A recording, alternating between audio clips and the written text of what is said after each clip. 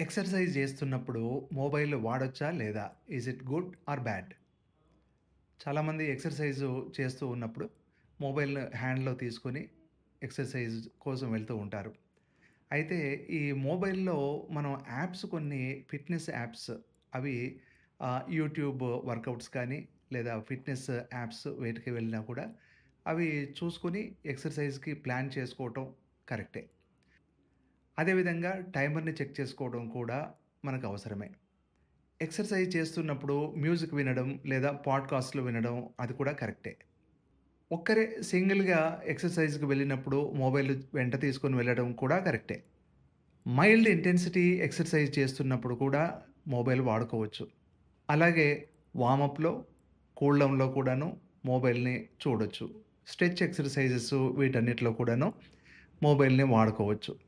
అయితే మొబైల్ వాడుతూ మనం ఎక్సర్సైజ్ చేస్తూ ఉన్నప్పుడు అనేక ఇబ్బందులు కూడా ఉంటాయి. మొబైల్‌లో మాట్లాడుతూ వాక్ చేస్తూ ఉన్నప్పుడు మనం గనక కంటిన్యూయస్‌గా మాట్లాడుతూ ఉంటే మనం చేస్తున్న ఎక్సర్సైజ్ ఆర్ వాకింగ్ అది లో ఇంటెన్సిటీ ఎక్సర్సైజ్ అనే అనుకోవాలి. అది కార్డియోవాస్కులర్ రిస్క్‌లని కాపాడేటంత ఎక్సర్సైజ్ కాదని గూడా గమనించాలి. మోడరేట్ లేదా సివియర్ ఇంటెన్సిటీ ఎక్సర్సైజ్ చేస్తున్నప్పుడు మనం కంటిన్యూయస్‌గా మాట్లాడలేము. మనం మాట్లాడగలుగుతూ ఉన్నాము, మనం చేస్తున్న ఎక్సర్సైజ్‌లో అన్నప్పుడు ఆ ఇంటెన్సిటీ ఎక్సర్సైజు చాలా తక్కువగా ఉంది. అది మనకు ఏమాత్రం యూజ్‌ఫుల్ కాదు అని గమనించాలి. అదేవిధంగా మొబైల్‌ని పట్టుకొని మనం వాకింగ్ వెళ్తూ ఉంటే, జాగింగ్ వెళ్తూ ఉంటే మన ఆర్మ్ స్వింగ్ అనేది కూడాను సరిగ్గా ఉండదు. కాబట్టి రెస్ట్రిక్టెడ్ మూవ్‌మెంట్స్ ఉంటాయి. కాన్సంట్రేషన్ కూడా ఎక్సర్సైజ్ పైన పూర్తిగా ఉండకుండా మొబైలు వీటిపైనే ఉంటుంది. మాట్లాడే దానిపైన. అది కూడా కరెక్ట్ కాదు.